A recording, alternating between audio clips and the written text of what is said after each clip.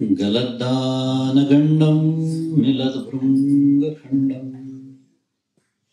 चलच्चारुशुण्डं जगत्त्राणशण्डं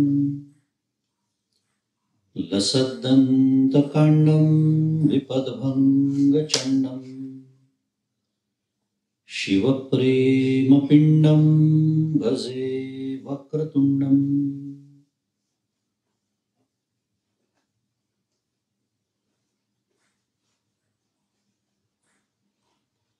अहं निर्विकल्पो निराकाररूपो विभुर्व्याप्य सर्वत्र सर्वेन्द्रियाणां सदा मे समत्वं न मुक्तिर्न बन्धः चिदानन्दरूपः शिवोऽहं शिवोऽहम् चिदानन्दरूपः शिवोऽहं शिवोऽहम्।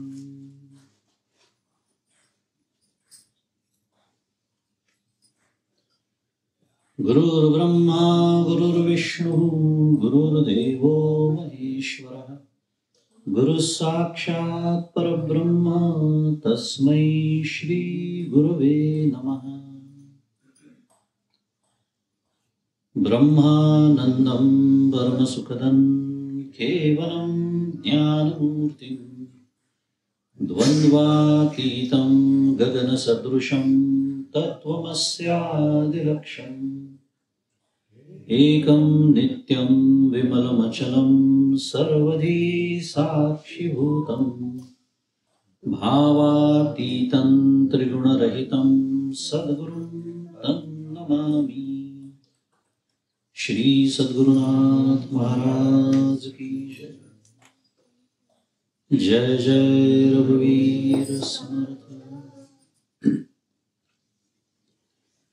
1-2 मिनिटं नामस्मरण करू, आपलं चित्त शांत व्हायला मदत होईल। श्री राम जय जय राम, श्री राम जय जय राम, श्री राम जय जय राम, श्री राम जय जय राम, श्री राम जय जय राम, श्री राम जय जय राम, श्री राम जय जय राम, श्री राम जय जय राम, श्री राम जय जय राम, श्री राम जय जय राम, श्री राम जय जय राम, श्री राम जय जय राम, श्री राम जय जय राम, श्री राम जय जय राम। प्रभु श्री रामचंद्र भगवान की जय। श्री सद्गुरुनाथ महाराज की जय। जय जय रघुवीर समर्थ।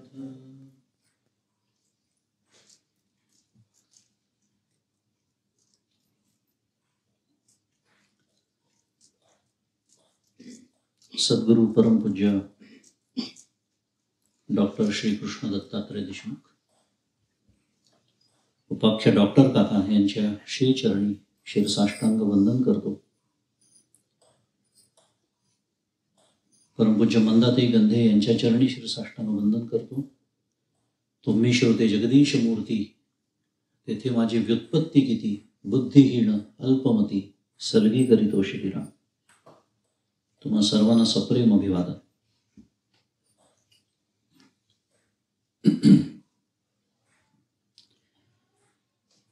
ज्ञानाच्या सप्त भूमिका असा आजचा आपला विषय आहे.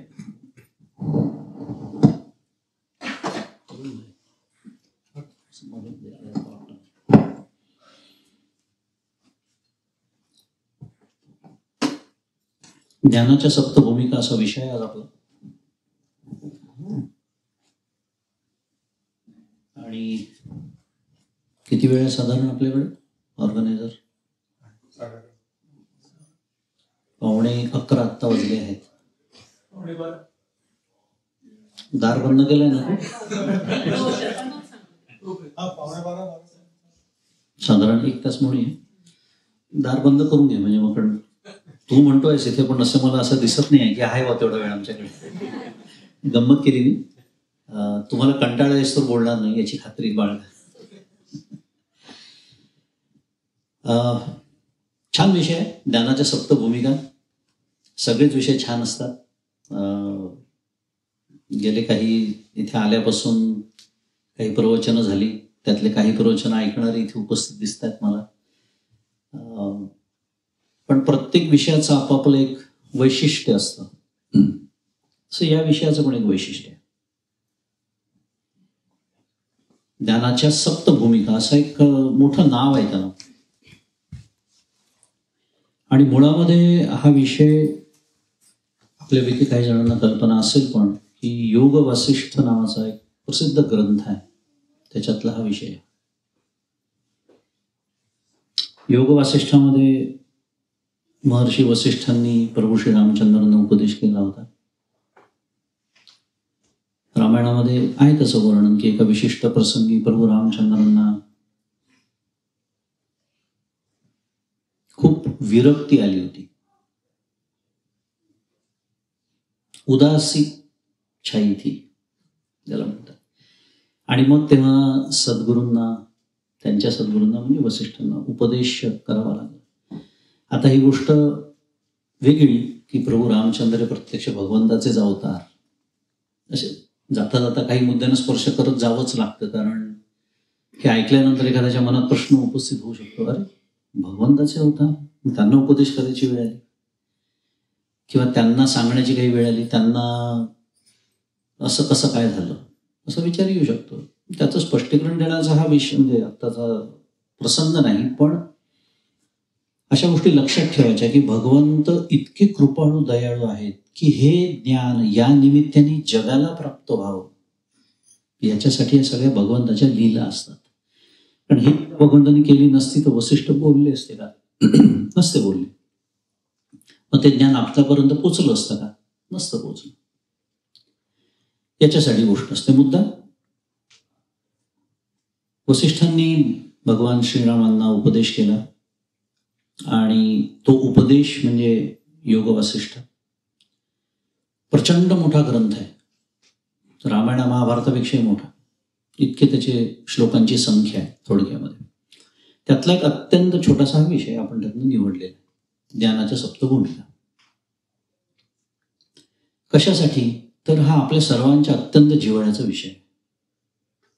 कारण आपण सर्वजण इथे शनिवार सकाळ, ज्याला शुद्ध मराठीमध्ये प्राईम टाइम असं म्हणतात, तो सोडून इथे आपण जमलेलो आहोत. आणि नवीन असतील ज्यांनी कधी काही ऐकलं नाही त्यांच्या डोक्यामध्ये अपॉर्च्युनिटी कॉस्टचं कॅल्क्युलेशन ही सुरू असणार आहे. I am very sure about it. माहीत नाही काय सांगतात, माहीत नाही कसं सांगतात. 1 तासाने कळेलच वाया गेला की कामात आला.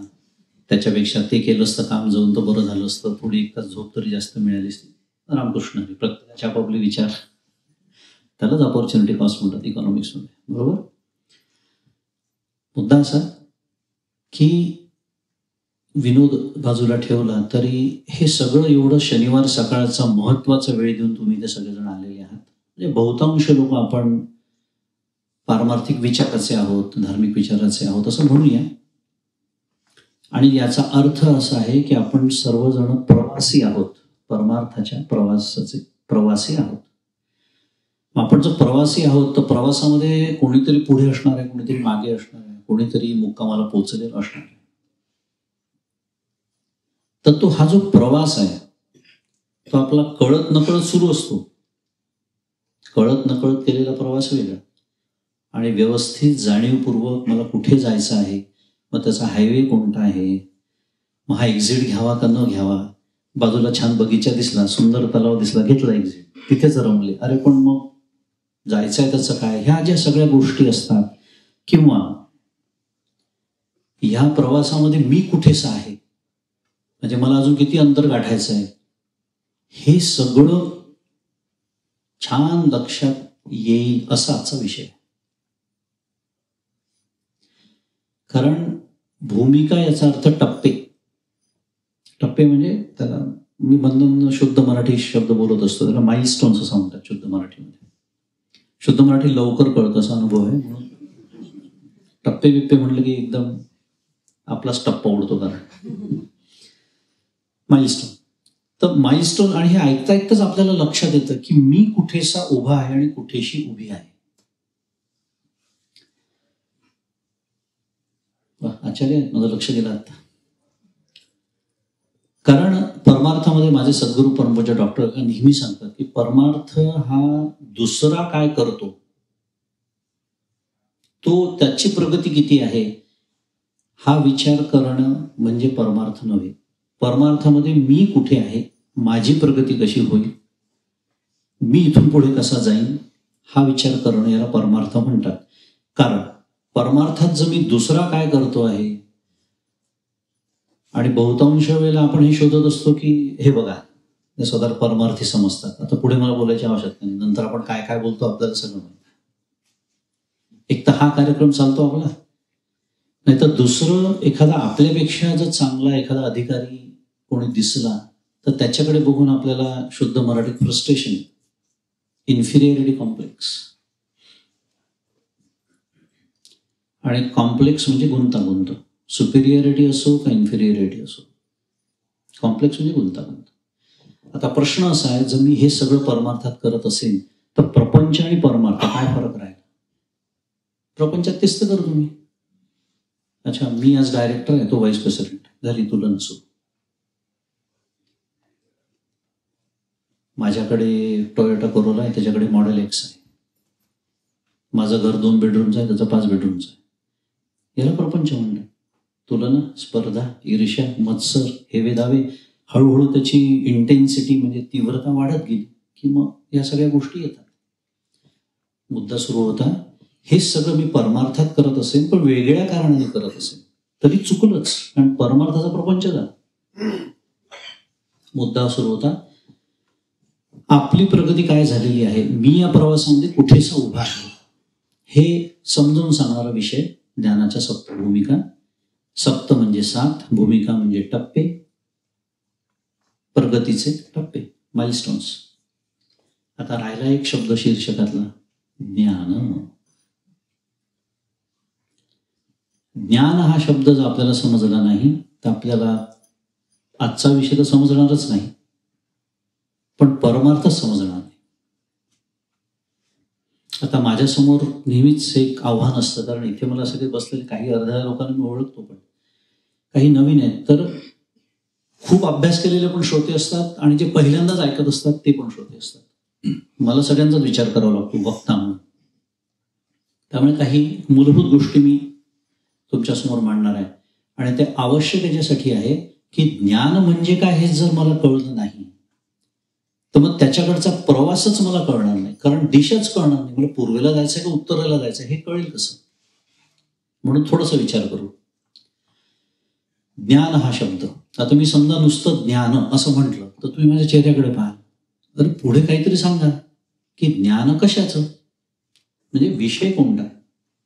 आता आपण एखाद्या व्यक्तीला व्यवहारात आपण म्हणतो नाही फार ज्ञानी आहेत किंवा ह्या क्षेत्रातले ज्ञानी आहेत असं आपण म्हणतो. ज्ञानी आहे याचा अर्थ आपल्याला म्हणायचं असतं हे जर त्या क्षेत्रातलं त्यांना ज्ञान आहे, म्हणजे थोडक्यात त्या क्षेत्रातली त्यांना माहिती आहे, खूप माहिती आहे. एखादा मेडिकलचा कोणी तज्ज्ञ असतो, कोणी आहार तज्ज्ञ असतो, कोणी कॉम्प्युटरमधला तज्ज्ञ असतो, कोणी बिझनेसमधला तज्ज्ञ असतो. तज्ज्ञ आहे म्हणजे काय, आपण ज्याला आपल्या इंडस्ट्रीच्या भाषेमध्ये डोमेन एक्सपर्ट म्हणतो, सब्जेक्ट मॅटर एक्सपर्ट म्हणतो, SME म्हणतो, एटसेट्रा. त्याचा अर्थ एवढाच होतो, त्या क्षेत्राची त्या माणसाला खूप माहिती आहे, बरेच वर्ष त्यांनी त्या क्षेत्रात काम केलेलं आहे. ती माहिती कशी वापरायची याचंही ज्ञान त्याला आहे. No matter what, you can go at any length, but the bottom line, ज्ञान हा शब्द उच्चारल्यानंतर त्याचा काहीतरी विषय असावा लागतो. बरोबर? कशाचं ज्ञान? त्या प्रश्नाचं उत्तर दिल्याशिवाय ज्ञान शब्दाला अर्थच उरत नाही. बरं, अजून एक प्रश्न असतो. इथपर्यंत झालं तरी अर्धवटच आहे. कोणाला ज्ञान?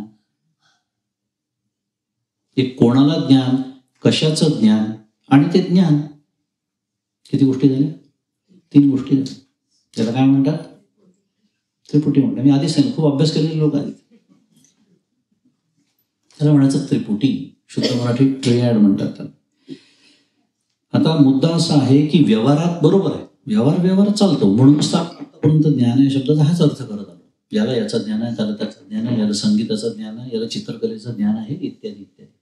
म्हणजे ज्ञान शब्दामध्ये there has always to be a subject, there has to be the knower of the subject and the knowledge itself. परमार्थामध्ये ज्ञान हा शब्द असा वापरला जात नाही. तेवढ्यासाठी मला एवढं सगळं सांगावं लागलं. आता लक्षात आलं असेल ज्ञानाच्या सप्त भूमिका, किती गंभीर विषय आहे, आपण कुठे चाललो आहोत. बरं, मग पुढचा प्रश्न आला, परमार्थामध्ये ज्ञान म्हणजे काय मग नेमका? कारण आता लक्षात आलं असेल या विवेचनातून की ज्ञान याचा अर्थ व्यवहारामध्ये तपशील असा होतो, माहिती असा होतो. खूप माहिती या व्यक्तीला या क्षेत्रातली आहे, ज्ञानी आहे, ठीक आहे, व्यवहारात चालून जातं. पण परमार्थामध्ये जेव्हा असं म्हटलं जातं की ज्ञानी, त्याचा अर्थ हा होत नाही. आणि म्हणून तुम्हाला असं दिसून येईल बघा, अनेक सत्पुरुषांची तुम्ही जीवनचरित्र बघितली तर त्यातले काही लोक तर शाळेत सुद्धा कधी गेले नाहीत. कधी त्यांनी आपलं लौकिक शिक्षण ज्याला म्हणतात घेतलेलं नाही. पूर्वीच्या काळी काही लोकांना तर वाचता सुद्धा येत नसेल, पण आज त्यांच्या नावाने संप्रदाय उभे आहेत, कारण ते खरे ज्ञानी होते. मग ज्ञानाची व्याख्या काय आहे परमार्थामध्ये? ज्ञानेश्वर महाराजांना शरण जाऊया आपण. ज्ञानेश्वर महाराज म्हणतात, ज्ञातृज्ञेय विहीन नुसधेची जे का ज्ञान, त्याला म्हणायचं ज्ञान. म्हणजे जिथे ज्ञातृ ज्ञेय विहीन म्हणजे ज्या गोष्टीचं मला ज्ञान करून घ्यायचं आहे, दॅट सब्जेक्ट डझंट एक्झिस्ट. ज्याला ज्ञान होतं तो ज्ञाता डझंट एक्झिस्ट. What remains? फक्त ज्ञान, ॲब्सोल्यूट नॉलेज.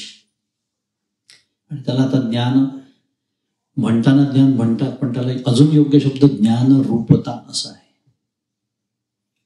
पहा किती गंभीर शब्द आहे. त्याला म्हणायचं ज्ञान. तिथे ज्ञाता पण नाही, जिथे ज्ञेय पण नाही, पण ज्ञान आहे, हे समजण्यामध्ये आयुष्य जातं.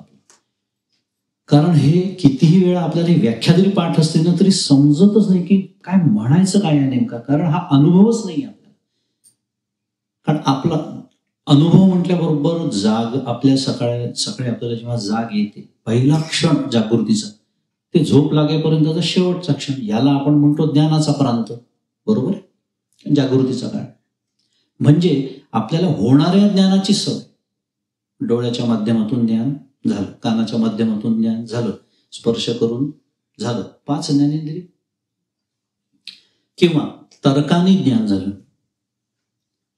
मी नेहमीच उदाहरण देतो, हिग्स बोसॉन आहे, हे on paper was proved 60 years ago, but it was with the empirical evidence in the laboratory was proved very recently. म्हणजे तर्काने त्याने सिद्ध केलं, म्हणजे तर्काने त्याला हिग्स बोसॉनचं ज्ञान झालं. स्मरणाने ज्ञान होतं, भूतकाळातलं स्मरण, काही गोष्टी झालेल्या आठवतात. हे सगळे ज्ञान होण्याच्या गोष्टी आहेत, पण हे होणारी ज्ञान आहेत सगळे. आणि आपल्याला फक्त होणाऱ्या ज्ञानाचाच अनुभव असल्यामुळे मी जे बोलतो आहे त्याला असणारं ज्ञान म्हणतात. आणि असणाऱ्या ज्ञानामुळे होणारं ज्ञान होतं. मग हे ज्ञानेंद्रियांच्या माध्यमातून होईल, स्मरणाने होईल, वगैरे वगैरे. त्याला म्हणतात ज्ञानरूपता, त्याला म्हणतात चित्त. त्याला, आणि जे चित्त असतं ते सत असतं, तेच आनंद असतं. सद्घन, चित्तघन, आनंद घन, स्वगत, सजातीय, विजातीय, भेदरहित, निर्गुण, निराकार, शुद्ध, बुद्ध, मुक्त. अनेक पद्धतीने त्याचं वर्णन करता येतं. ब्रह्मतत्वाचं एक वर्णन आहे. मुद्दा, प्रवासाची दिशा कळली. दिशा खूप महत्वाची आहे. त्याच्यासाठी नमनाला घडीभर तेल घातलं मी. तुम्ही म्हणाल अजून दादांचं काही खरं दिसत नाही, अजून सुरुवाती नाही झाली, एकही भूमिका नाही सांगितली अजून. म्हणून मी पहिले वेळ विचारून घेतली. मी वेळ फार सांभाळतो, त्यामुळे deadline is fix, don't worry, and syllabus will be completed. पण दिशा खूप महत्वाची आहे. नाही तर काय होईल, तुमच्या डोक्यात ज्ञान म्हणजे भलतंच काहीतरी आणि मी बोलतोय काहीतरी, सगळंच गणितच चुकून जाईल. ह्याला म्हणायचं ज्ञान. एवढं सध्या पुरेसं आहे आत्ताच्या आपल्या मर्यादेमध्ये ज्ञान आहे या विषयावरती. तर आता ज्ञान प्राप्तीचा हा प्रवास आहे आणि त्याचे हे 7 टप्पे आहेत. 7 टप्पे मी आधीच सांगून टाकतो, कारण जर मी नंतर नाव विसरलो तर मी मागे जे बसल्या बॅक बेंचर्स त्यांना विचारणार आहे. कारण समोर जे बसले त्यांनी हिंमत दाखवली समोर बसण्याची, त्यामुळे त्यांना प्रश्न नाही विचारायचे. गंमत. शुभेच्छा हा पहिला टप्पा आहे. शुभेच्छा, सुविचारणा, तनुमानसी, सत्वापत्ती, असंसक्ती, पदार्थाभाविनी आणि तूर्यगा. Now you can take the breath. काय मोठमोठे शब्द असतात, आपण कधी ऐकले नसतात. काही त्याच्यात अर्थ कळला की त्यातली भीती निघून जाते. तेच आपण त्याच्यासाठी आज जमलेलो आहोत. हे टप्पे आहेत, त्याचे माइलस्टोन्स आहेत. पहिल्या 2-3 तर थोडं जास्त विचार करूया, कारण जवळपास बहुतांश लोक त्या टप्प्यात असतात असा अनुभव आहे. 80 ते 90% लोक. शुभेच्छा. पहिला इच्छा आहे शुभेच्छा. आता इथूनच सुरुवात होते, कारण आम्हाला ज्या शुभेच्छा माहिती असतात ते व्हॉट्सअपवरच्या शुभेच्छा माहिती असतात, बरोबर ना.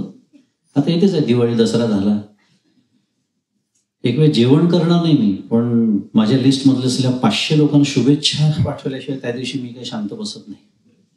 कारण माझ्या शुभेच्छा दिल्याशिवाय सगळ्या जगाचं कसं होणार. संपूर्ण जग वाट बघताय माझ्या शुभेच्छांची. दिवाळी दसरा. माझ्यासारखा एखादा महाभाग असतो तो तर सणाची पण वाट नाही पाहत. मी सकाळी उठल्यावर शुभेच्छा देतो, सकाळच्या शुभेच्छा. विनोदाने लक्षात आलं असेल, talking sarcastically, what a waste of time and energy.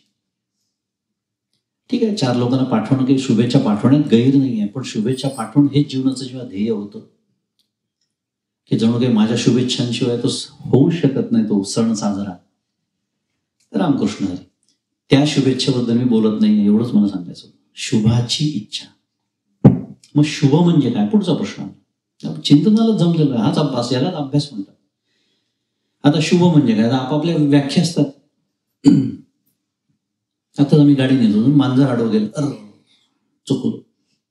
फारच एखादा असेल तर लगेच तो राईट टर्न घेतो, शक्य असेल तर, सिग्नलला थांबला असेल तर तिकडे जाऊन असा परत येतो. मांजर आडवं गेलं आहे. आपण हसतोय, पण होते की नाही एकेकाळी आपल्या असे समज. पाल चुकली, आता या देशात नाहीये, तिकडे खूप असायच्या. आता मांजर आणि पाल एवढे पुष्कळ झाले उदाहरण, बाकी लिंबू मिरची पर्यंत नको झालं. याला आपण काय म्हणतो, हे अशुभ घडलं, बरोबर ना. थोडस विनोद, कारण सकाळ असली तरी माझ्या प्रवचनाची ताकद अशी असते की बरेच जण स्वरूपाला टेकायला जातात. लक्षात आलं असेल, मी जरा चांगलं बोलतोय, तुम्हाला बरं वाटावं असं. तुमच्या लक्षात आलं असेल की जागृत अवस्था थोडीशी हालायला लागते. थोडस विनोद मध्ये माझ्या सद्गुरू या बाबतीत सांगायचे की मांजर आडवं गेलं, आपल्याला वाटतं अरे आता माझं काम होणार नाही, असा समज होता आपला की आता मामी ज्या कामाला निघालो, मांजर आडवं गेलं, आता काम काही होत नाही. डॉक्टर काका म्हणतात माझे सद्गुरू, असा विचार का नाही करत, म्हणजे ते मी त्या मांजराला आडवं गेलो, त्या मांजराला तर उंदीर मिळणार नाही. Possible right. पण आपण असा विचार करतच नाही, कारण मला असं वाटतं संपूर्ण जग माझ्या भोवतीच फिरत आहे. The entire world revolves around me. I am the centre of the focus of the world. इथेच तर चुकतं सगळं. थोडक्यात अशा ज्या फुटकळ कल्पना आहेत शुभ अशुभाच्या, त्या सोडून द्याव्या लागतात. आणि शुभाची जी व्याख्या, खरी व्याख्या आहे, ती व्यापक व्याख्या स्वीकारावी लागते. मग व्यापक व्याख्या कोणाकडनं मग जायचं, संतांना शरण जायचं. तुकाराम महाराजांनी सांगितलं. तुकाराम महाराज संसारालाच अशुभ म्हणतात. काय करता आता सांगा. Tukaram Maharaj, there is no choice. ऐकणंच भाग आहे. मी सांगितलं असं ठीक आहे, यांची व्याख्या who cares, right. Tukaram Maharaj म्हणतात संसारालाच अशुभ म्हटलेला. आणि वर्ण म्हणतात पांडुरंगाला, काय म्हणतात, अशुभाचे शुभ करिता तुझं काही अवघड नाही पांडुरंग. आता त्या संसारात मी पण येतो, ते मांजर पण येतो, म्हणून तो म्हणलं पंचायतच आहे. आता त्या संसाराला अशुभ म्हटल्यामुळे त्याच्यातच मी आलो. आणि या संसाराचं तुला, या अशुभाचं तुला शुभ करणं काही कठीण नाही आहे पांडुरंग. का? कारण पांडुरंग स्वतः शुभ आहे. आणि पांडुरंग म्हणजे त्या पांडुरंगाची मूर्ती नव्हे, पांडुरंग ब्रह्मरूप आहे. आता पांडुरंग इथे एक नाव आहे. दत्तात्रेय असतील, शिव असतील, कृष्ण असतील, राम असतील, सर्वजण ब्रह्मरूप आहेत. आणि या जगामध्ये शुभ एकच गोष्ट आहे, ती म्हणजे ब्रह्म. ते सोडून सर्व अशुभातच मोडतं. मग तुम्ही म्हणाल नाही ते सगळं ठीक आहे, पण मग आपण ज्या गोष्टी शुभ समजतो, देवाची पूजा करणं किंवा पावित्र्य मांगल्य ज्याला म्हणतो, मग लक्षात येतं की त्या शुभाचा हे भाग आहे. का? कारण या गोष्टी त्या शुभ तत्वाकडे जाण्यासाठी मला मदत करतात, म्हणून त्याला शुभ म्हणायचं. आता आलं लक्षात आपल्या अशुभाच्या व्याख्या कशा चुकत गेल्या. मांजर आडवा आल्याने म्हणजे देवाची पूजा अडली नाही. मी ठरवलं ती मी करत नाही म्हणून देवाची पूजा म्हणजे होत नाही. मांजराचा काय संबंध आहे त्याच्यामध्ये? मुद्दा शुभ म्हणजे ब्रह्मतत्व आणि ते जाणण्याची इच्छा करणं किंवा त्या संबंधी काहीतरी करणं, अशी इच्छा होणं, याला म्हणायचं शुभेच्छा. पुढचा प्रश्न, कधी होते ही शुभाची इच्छा? मी म्हंटल, मी पहिले सांगितलं, काही तुम्ही असं गणित म्हणण्याची आवश्यकता नाही आहे की अरे बापरे पहिल्या टप्प्याला जेवढा मल्टिप्लाइड बाय 7 असं गणित नाही आहे. ते मी आपण पहिल्या 2 टप्प्यांचा जास्त विचार करणार आहोत, कारण तो हे टप्पे आपल्यासाठी खूप महत्वाचे आहेत. कधी होते शुभाची इच्छा? कधी होते शुभाची इच्छा? कधी पण होऊ शकते. कोणीतरी म्हणतं, एखादी मैत्रीण, अगं हे आमच्याकडे प्रवचन ठेवलं आहे. आता आपली तर इच्छा नसते, पण काय कधी कधी आपण जातो. आता मैत्रीण आहे, तिला वाईट वाटू नये, कारण जग हे दिल्या घेतल्याचे. तिने बोलवलं, मी गेली नाही, तर उद्या माझ्याकडच्या कार्यक्रमाला ती येणार नाही, कारण माझ्याकडे महालक्ष्मी असतात 4 दिवसांनी. इतका व्यावहारिक विचार करून मनुष्य जातो आणि प्रवचनाला जातो किंवा एखाद्या कीर्तनाला जातो, देवळात जातो, किंवा कोणाकडे तर मी मित्राकडे सहज जातो तर त्याच्याकडे काहीतरी एक ग्रंथ ठेवला असतो, सगळीच पुस्तक ठेवलेलं असतं. मी ते चाळायला लागतो. मला वाटतं अरे वा छान आहे. मी त्याला विचारतो, can I borrow your book, असं मराठीमध्ये. मग तो एक देतो, कारण त्याला खात्री नसते परत येईल की नाही घरी, माहित नाही दिल्यानंतर. असं जे आपल्या गमती चालू असतात, पण त्याला ते पुस्तक, तो ग्रंथ उचलावा असा वाटतो. काहीतरी त्याला त्यातलं आवडतं म्हणा, भावतं म्हणा, त्याच्या लक्षात येतं की नाही हे वाचलं पाहिजे, घेऊन जातो. मी काय सांगतो तुम्हाला, काहीतरी निमित्त घडतं आणि मनुष्य देवळात जातो, प्रवचनाला जातो. याचं कारण आहे, हे मी मगाशी काय म्हणालो, हे कधी पण होऊ शकतं. तुमचं वय 15 असेल, तुमचं वय 75 असेल तेव्हा. याचं कारण आहे, मी का बोलतोय, जाणीवपूर्वक बोलतोय. मग इतके दिवस तुमचा कोणी मित्र नव्हता का तुम्हाला तो बोलवत? ती मैत्रिणीने तुम्हाला याच्या आधी बोलवलं नाही का कीर्तन प्रवचनाला? तिच्या घरी असतं म्हणून बोलवलं होतं. की आपण सगळेजण भारतात जन्मलेले आणि भारतात काही वर्ष घालून इथे आलेलो आहोत, तिथे सगळेजण जमलेले. भारतात अशा गोष्टी सदैव आजूबाजूला होतच असतात. इच्छा झाली नाही, हे त्याचं उत्तर आहे. बोलवलं होतं, संधी उपलब्ध होत्या, मला जावंसं वाटलं नाही, म्हणून मी वाटेल ती कारणं सांगितली, पण मी गेलो नाही. पण त्या दिवशी असं काहीतरी घडलं की 4 गोष्टी कानावर पडल्याच आणि एकदम आतमध्ये काहीतरी बदल झाला. हा एक प्रकार आहे. दुसरा पण एक प्रकार आहे, काहीतरी अत्यंत दुःखद प्रसंग आपल्या जीवनामध्ये येतो. कोविड आला, काही आपली एखादी प्रिय व्यक्ती गेली जग सोडून, किंवा खूप नुकसान झालं जीवनामध्ये, प्रचंड दुःख सहन करावं लागतंय. कोणी गेल्याचं दुःख आहे, नोकरी गेल्याचं दुःख आहे, धंद्यामध्ये नुकसान आहे, अपघात झाला, असं काहीतरी होतं की तेव्हा वाटायला लागतं की नाही मला कोणाचा तरी आधार हवा आहे. ह्या कारणाने पण मनुष्य इकडे वळतो. समर्थांनी दाखवतामध्ये तर बद्ध, मुमुक्षु, साधक आणि सिद्ध असे 4 प्रकार केलेले. बद्धाबद्दल बोलण्याची आवश्यकताच नाही, कारण तिथे नाहीच आहेत, मग त्यांच्याबद्दल कशाला बोलायचं. सिद्धाबद्दल बोलण्याची गरज नाही, कारण तेही इथे नाही, कारण त्यांना इथे येण्याची गरजच नाही. राहिले कोण? मधले 2, मुमुक्षु आणि साधक. संसार दुःखे दुखावला, त्रिविध तापे पोळला, बरोबर, निरूपणी प्रस्तावला, अंतर्यामी श्रीराम. हे काय वर्णन केलंय दासबोधामध्ये? समर्थांनी साधक, मुमुक्षु, साधक नाही, मुमुक्षुचं लक्षण केलेलं आहे. थोडा समर्थांच्या या मांडणीमध्ये आणि इतर मांडणीत फरक आहे थोडासा. कशा दृष्टीने? मुमुक्षु म्हणले की आपण शेवटचा समजतो, विवेक वैराग्य समाधी षटक मुमुक्षुत्व उदाहरणार्थ. पण इथे समर्थांनी मुमुक्षु आधी घेतलं आणि साधक नंतर घेतलं. आधी स्पष्ट करतो, नाही तर पूर्णाच्या मनात गोंधळ नको. काय वर्णन केलंय त्यांनी? त्रिविध तापे पोळला, संसार दुःखे दुखावला. मग हेच दुसरं वर्गीकरण मी जे सांगत होतो की ह्या गटात बसणारी जी लोक असतात त्या कारणाने पण मनुष्य एकदम देवाच्या तिथे जाऊन, देवा आता तूच माझा तारणहार आहे, काही कर पण या दुःखातून माझी सुटका कर, शुभेच्छा. कारण गेला शेवटी कोणाकडे? देवाकडे गेलेला आहे, म्हणून शुभेच्छा. कारण काही असो. पण या टप्प्यातूनच मनुष्य पुढे जातो, मुमुक्षुचा साधक होतो. प्रत्यक्ष माया अलक्ष करी, अलक्ष वस्तू लक्षी अंतरी, आत्मस्थितीची धारणा धरी या नाव साधक. समर्थ बोलतात प्रत्यक्ष माया अलक्ष करी. आता एकदम या टप्प्यातून दुसऱ्या टप्प्यात उडी मारली आपण, पण विषय सुरू होता म्हणून सांगतोय की बद्ध आणि सिद्ध सोडूनच देऊ आपण. मधले जे दोन आहेत मुमुक्षु आणि साधक, तर मुमुक्षु या कारणाने परमार्थाकडे वळतो, पण त्याची इतकी प्रगती होते, प्रगती करत करत एक असा टप्पा येतो की जेव्हा त्याचं वर्णन समर्थ करतात आहे, प्रत्यक्ष जी माया दिसते आहे ती अलक्ष करी. आणि अलक्ष वस्तू ज्याला ब्रह्मवस्तू म्हणतात. अलक्ष का म्हटलंय?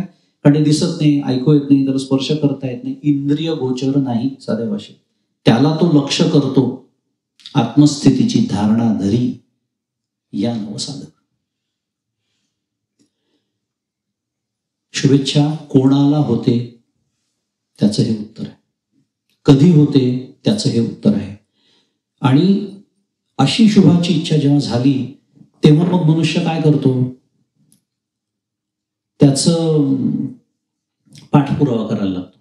मग मी जसं म्हणालो, तो ग्रंथ घेऊन जातो घरी मित्राच्या घरून वाचायला, तो वाचून पूर्ण करतो, आणून देतो, परत म्हणतो अरे अजून असं एखादा काय आहे, म्हणजे तू या लेखकाचे अजून काही ग्रंथ आहेत का? किंवा प्रवचन ऐकलं मैत्रिणीकडे, अरे मग यांची अजून पण काही आजच्या भाषेत बोलूया, युट्यूबवर काही अजून आहे का, मिळेल का? हे जी चौकशी सुरू होते याचा अर्थ आपण आता पहिल्या टप्प्यातून दुसऱ्या टप्प्याकडे चाललेलो आहे. सुविचारणा असा त्याचा अर्थ होतो. अजून एक गोष्ट जाता आता सांगून टाकतो. There are no watertight compartments. म्हणजे काय? आजचा वार काय? शनिवार. आजची तारीख काय माहित नाही मला, 11 ऑक्टोबर.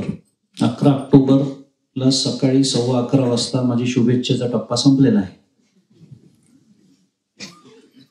आणि 11:30 पासून सुविचारणा सुरू झाला. असं काय नसतं.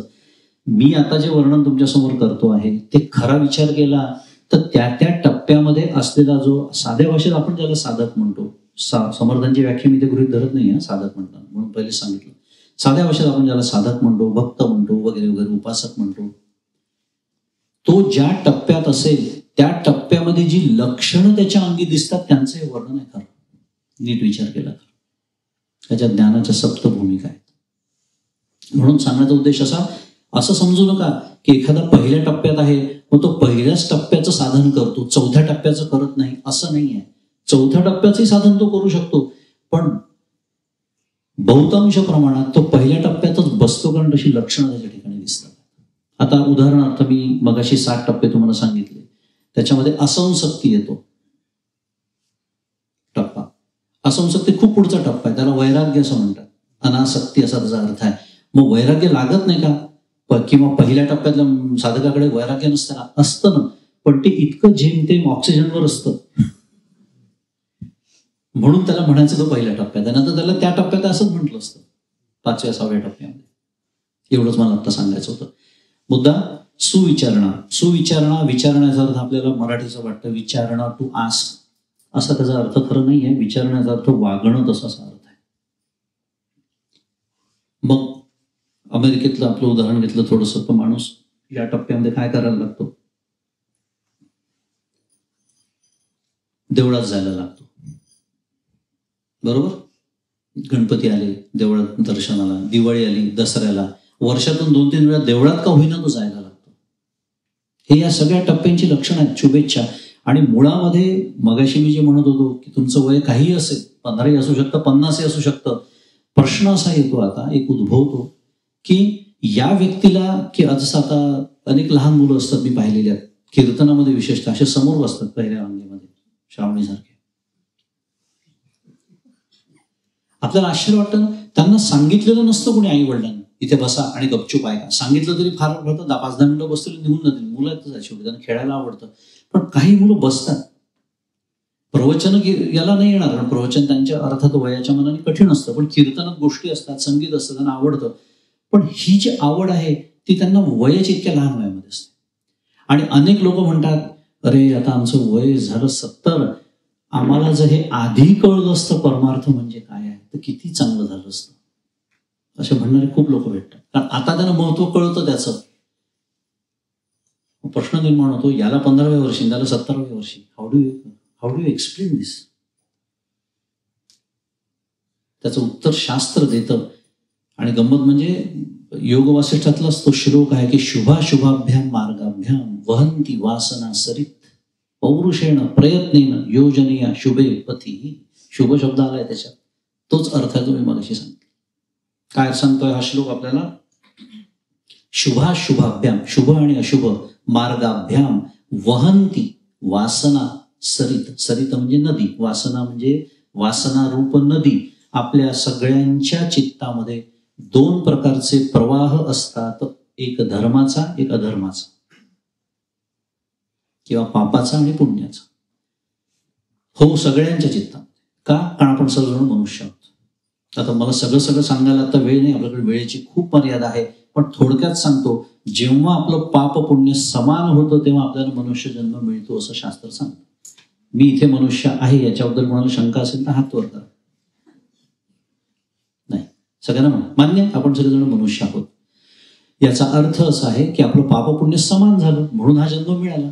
आणि तो मिळालेला आहे, मिळवलेला नाहीये. म्हणजे कसं, इट्स अ चॉईसलेस एक्झिस्टन्स. मी अनेक 4-5 दिवस झाले तेच सांगतो. मला भगवंतांनी विचारलेलं नाही तुला जन्म घ्यायचा आहे का म्हणून, किंवा आत्ता घ्यायचा आहे का, किंवा या आई बापाच्या पोटी घ्यायचा आहे का, काहीच नाही, नथिंग. याला काय म्हणायचं? चॉईसलेस एक्झिस्टन्स. पुरुष म्हणून घ्यायचा आहे का, स्त्री म्हणून घ्यायचा आहे का? मी तर ठरवलं होतं, मी परवाच जोकिंग म्हणून मी इलॉन मस्क बाप म्हणून मागितलं असतं. डोक्याला काप नाही, त्याच्याच पोटी जन्माला आलं, काम करायची गरजच नाही. माझा देह असा मला आवडत नाही. मी एखादा छान यक्ष किन्नर गंधर्वाचा देह मागितला असता, स्त्री असते तरी अप्सरेचा मागितला असता. यातलं काय झालं तुम्ही मला सांगा? काहीच नाही. घ्यावा लागला, आणि ज्या अर्थी घ्यावा लागला त्या अर्थी जावंही लागणार आहे. त्यांनी ठरवलेलं आहे त्या दिवशी. सद्गुरू खूप छान सांगतात, त्यांनी दिला, हे जे आहे ना, हा देह त्यांनी दिला, देणार आहे म्हणजे देणार पण आहे. तिथे आपण झगडत बसतो. किती तुम्ही झगडा की काही करा, ज्या दिवशी त्यांनी ठरवलेलं आहे त्या दिवशी तो देणारच आहे. भांडण्याचं कशाला? जे युद्ध आपण कधीच जिंकणार नाही ते करायचं कशाला? It's a lost battle. वेगळा विषय. मुद्दा सुरू होता, पाप पुण्य समान झालं म्हणून मनुष्य जन्म मिळाला, आणि त्याचा परिणाम म्हणून या शुभाशुभाभ्याम मार्गाभ्याम म्हणून एक वासनेचे जे प्रवाह आहे, एक शुभ वासन आहे, अशुभ वासन आहे. त्यात वाईट वाटण्याची आवश्यकता नाही.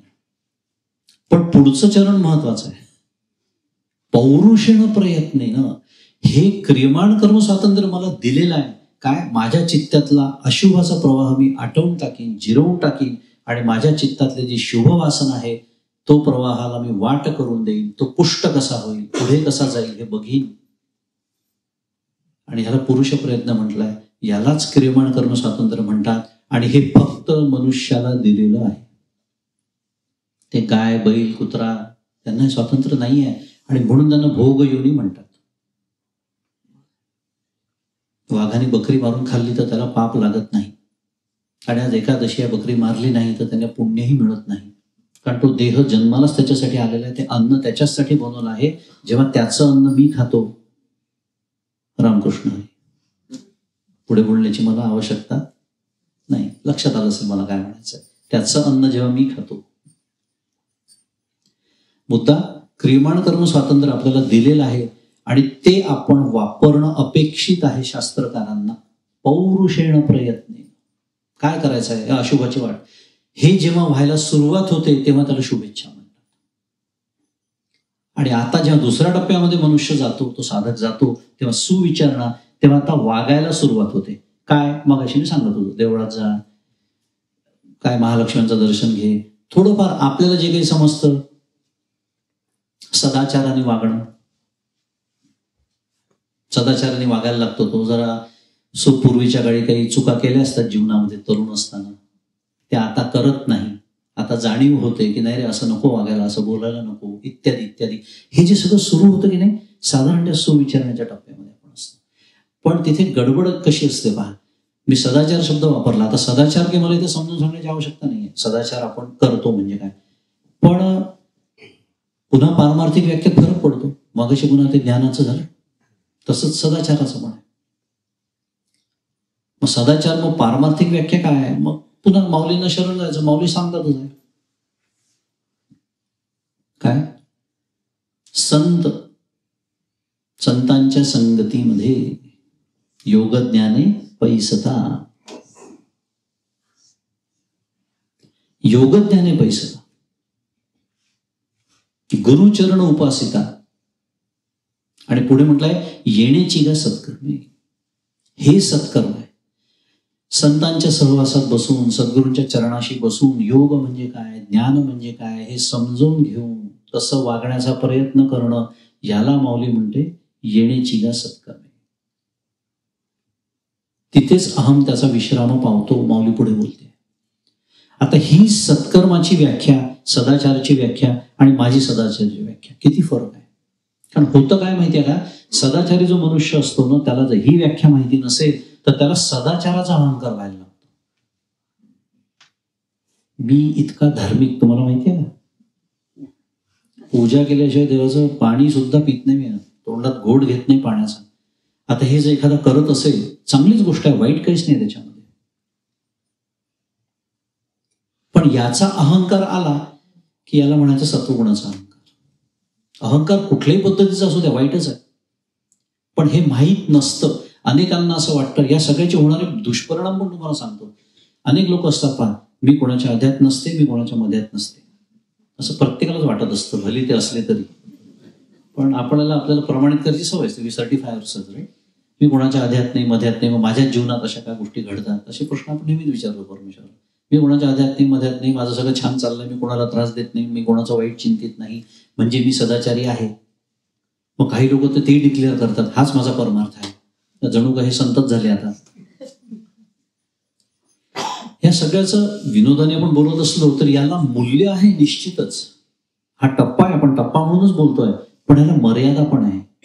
हे करणं, किंवा अनेक लोक ह्याचाच दुसरा एक पैलू आहे, समाजसेवेचा आहे. सदाचाराचाच भाग आहे तो, समाजसेवा करणं. डिक्लेअरच करून टाकतात, हाच आमचा परमार्थ. असं वाटतं की बहुतेक ज्ञानेश्वर महाराजांचं काहीतरी चुकलं असावं, त्यांनी असं काही लिहिलं नाही कुठे का, हाच परमार्थ. तेही सदाचाराची व्याख्या देतात. गुरुचरण उपासिता योगज्ञाने पैसता. एक सुंदर दोन ओवी आहे ज्ञानेश्वर महाराजांची. आंधळ्या गरुडाचे पाख आहाती, ते कवणा उपयोगा जाती. माऊली प्रश्न विचारते, तैसे सत्कर्माचे उपके ठाती ज्ञाने विण. सुंदर दृष्टांत दिलाय. गरुड जबरदस्त पक्षी, आपल्याला माहिती आहे, सगळ्यात ताकदवान सामर्थ्यवान पक्षी आहे. आज आपल्याला नेटफ्लिक्सवर डॉक्युमेंटरीमध्ये पाहताना सुद्धा दिसतं, एवढा मोठा तो माउंटन गोट असतो ना, त्याला सुद्धा उचलून एअरबॉर्न होण्याची ताकद त्याच्या पंखामध्ये, असा गरुड पक्षी आहे. पण माऊली म्हणते कल्पना करा, तो आंधळ आहे. आंधळ्या गरुडाचे पाख आहाती, ते कवणा उपयोगा जाते.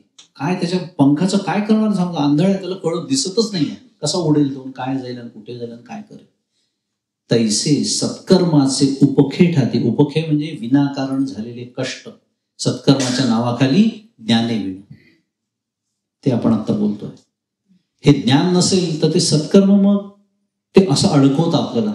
ते संसारातले अहंकार असतातच, त्यात हा एक नवीन अहंकार येतो, माझ्यासारखा सदाचारी मीच, माझ्यासारखा धार्मिक मीच, माझ्यासारखा समाजसेवा करणारा दुसरा कोणी नाही. चालू द्या, परमार्थाच्या दृष्टीने तो संपला मुद्दा. आपण तसं वागायला लागतो, आपण प्रयत्न करायला लागतो. याला म्हणायचं शुभेच्छेनंतर आपण येतो सुविचारणा हा टप्पा येतो. सुविचारणेनंतर तनुमानसी नावाचा तिसरा टप्पा आहे. तनुमानसीमध्ये त्याचा अर्थ असा आहे, जे मनामध्ये आहे ते तनुमध्ये उतरणे. फरक आहे. आतापर्यंत काय होतं की मी थोडंसं समजून घेत होतो, अभ्यास करत होतो, काही चर्चा करत होतो, फार तर फार धार्मिक गोष्टी करत होतो. आता तनुमानसीमध्ये खरं काय आहे ते समजून घेऊन तसं वागायला आता मी सुरुवात केली. उदाहरणार्थ एक आपल्या वेळेच्या मर्यादेत एक उदाहरण देऊया. एक तुकाराम महाराजांचा सुंदर अभंग आहे. मगाशी मी म्हणालो शुभाशुभाभ्याम मार्गाभ्याम. अशुभचा प्रवाह आपल्याला आटवून टाकायचा, जिरवायचा. कसा जिरवायचा? महाराज एकदम थेट सोल्युशन मेथड आपल्याला देतात. कोणता? इंद्रियांचा जय, वासनेचा क्षय, संकल्प हे वरी नये मन, अंतर्याथार आनंदाचा. इंद्रियाचा जय. कारण आता कळलं, आता तिसऱ्या टप्प्यापर्यंत तो साधा झालाय, त्याला कळलं अरे हे असं तासन तास, आजच्या भाषेत बोलतोय मी, जुनी भाषा सांगण्यात काही उपयोग नाही.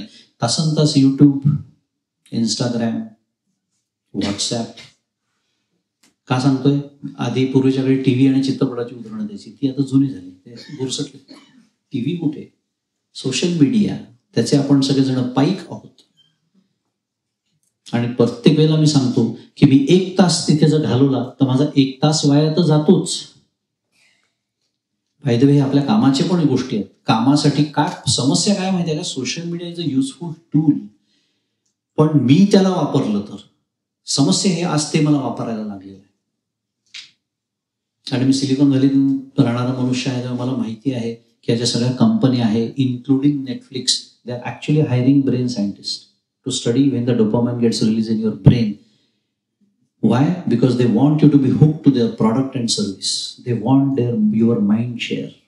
If all these technology companies are fighting against each other to get our mind share, आपल्याला वाटतं सगळं तर फुकट आहे, गुगल मॅप्स फुकट, हे फुकट, ते फुकट, पैसे काहीच द्यावे लागत नाही असं तुम्हाला वाटतं. There is no free lunch in the world. प्रायव्हसीच्या नावाने आपण बोंबा मारतो. आता उघडण्यात काय अर्थ आहे? माझ्या बायकोलाही माहिती आहे, माझ्या गुगलला माहिती आहे मी महिन्याभरात कुठे कुठे जाऊन आलो. जे ज्ञान मला माझ्याबद्दल माहित नाही, कारण मी विसरून गेलो आहे, ते गुगल लक्षात ठेवताय, ऍपल लक्षात ठेवताय, सगळेजण लक्षात ठेवतात. त्याचे अनेक आता उदाहरणं आपल्याला लक्षात येतातच. गाडीत बसले की तो विचारतो, सांगतो मला घरी जायला 1 तास. तुला कसं कळलं मी घरी चाललो म्हणून? त्याला माहिती आहे रोज संध्याकाळी घरीच जातो 6 वाजता ऑफिसमधून म्हणून. They are already creating your digital profile. मुद्दा काय सुरू आहे? याच्यात मी जेव्हा वेळ घालवतो, हा वेळ तो समजा मी 1 तास ते पाहिलं, 1 तास तर जातोच, पण त्या 1 तासामध्ये जो कचरा मी आतमध्ये घेतलेला असतो त्याचं प्रोसेसिंग होतं नंतर. कारण सीपीयू मस्ट प्रोसेस इन्फॉर्मेशन. मग ते माझी इच्छा असो का नसो, ज्याला म्हणायचं कचरा. म्हणजे मी पुढे गेलो असतो थोडा तर पुन्हा मागच्या टप्प्यात जातो. असं काही समजू नका की दिशा हीच आहे फक्त, याच दिशेने प्रवास होतो, नाही उलट्या दिशेने पण होऊ शकतो. पण मुद्दा आपला सुरू होता की हा साधक या टप्प्यामध्ये हे प्रकार आता कमी करायला लागतो. कशावर हा विषय निघाला? इंद्रियांचा जय. मला आता कळलं ना, मला प्रामाणिकपणे साधना करायची आहे, कारण मला त्या ज्ञानप्राप्ती मला हवी आहे. मग जर ज्ञानप्राप्तीच्या आड या गोष्टी येतात आहे ना, मी माझ्या इंद्रियावर नियंत्रण ठेवतो. आणि हा फोन जो अखंड फोन नाही, चुकलं माझं, हे 6वं इंद्रिय आहे. विज्ञानाच्या कृपेने आपण एक 6वं इंद्रिय प्राप्त झालंय. मी लोकांना सांगतो एक छोटा प्रयोग करा, हे असं ठेवा. का बरं? कारण नोटिफिकेशन नावाचा एक अत्यंत वाईट प्रकार या लोकांनी शोधून काढलाय. ते आपण काहीतरी छान विचार करत असतो, काहीतरी वाचत असतो किंवा जेवत असतो, काहीतरी करत असतो, टुंग, अच्छा बरं, ते पुन्हा फेस रेकग्निशन, काही कर. म्हणजे मी संदेश जरी नाही वाचला तरी कोणाचा आलाय हे तर कळतं की नाही. आता त्या व्यक्तीचा तुम्ही विचार करत होते का या क्षणी? नाही.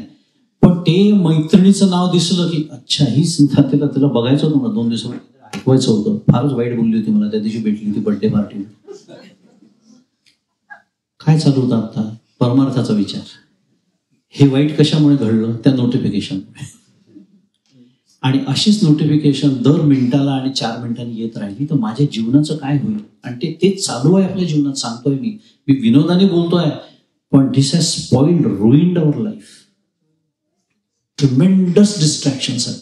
आणि आज विज्ञानच सांगताय, more the context switching, higher the stress.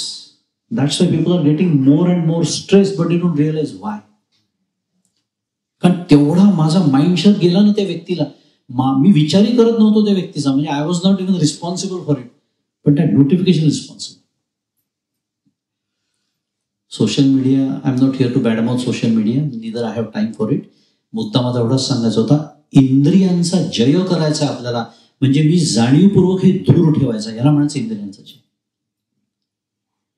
मग हळूहळू काय होतं, वासनेचा क्षय व्हायला लागतो. ही जी, हे तर मी नोटिफिकेशनचं बोललो, बऱ्याच जणांना सवय असते 5 मिनिटं झाली की उगीच, आणि ते असं वरवर वरवर. काय 5 मिनिटात जगबुडी होणार आहे? तो समजा अर्धा तास त्या फोनकडे नाही पाहिलं, जग बुडणार आहे का?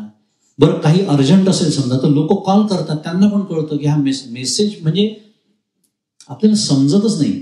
मेसेज जो असतो ना, तो पूर्वीच्या काळी पोस्टाच्या पेटीमध्ये पत्र टाकण्यासारखं असतं. मी पत्र टाकलेलं, आता तो जाईल, त्या पोस्टमॅनला देऊन त्याला देईल, मग तो वाचेल, मग तो उत्तर देईल. फक्त ही सगळी प्रक्रिया थोडी लवकर होते, कारण हे डिजिटल आहे म्हणून. पण मी जेव्हा एखाद्याला संदेश पाठवतो, त्याच्यात उद्देशच आहे त्याला वेळ मिळेल तेव्हा त्यांनी वाचावं आणि त्याचं उत्तर द्यावं. बरोबर? जर काही तातडीचं काही काम असेल तर तुम्ही त्याला फोन करता, आणि त्यालाही कळतं ज्या अर्थी फोन केला त्या अर्थी महत्वाचं काम आहे. मग हे असं असताना मला दर 5 मिनिटांनी लोकांच्या सेवेची काय गरज आहे? पण नाही, इतकी सवय झाली आहे की हे नकळत होतं. आता बुद्धी पण काम नाही करत, ते इंद्रियच उचलतं, मला हातच उचलतो आणि आपण चालू खालीवर. विशेषतः प्रवचनात ते फार होतं, तुम्ही चांगले लोक आहात, कोणीच ते केलेलं नाहीये. पण ज्या गोष्टी मला आवडत नाही त्या समोर आल्या की पहिलं काम मी करतो, फोन हातात घेतो. म्हणून आजकाल असे नवीन नियम काढले बा, जेवताना डायनिंग टेबलवरती फोन नको, ही वेळ आपणच आणलेली. तर असा इंद्रियांचा जय करायचा की नाही, मी याच्यापासून दूर होईल. मग काय होतं, त्यांनी वासनेचा क्षय होतो.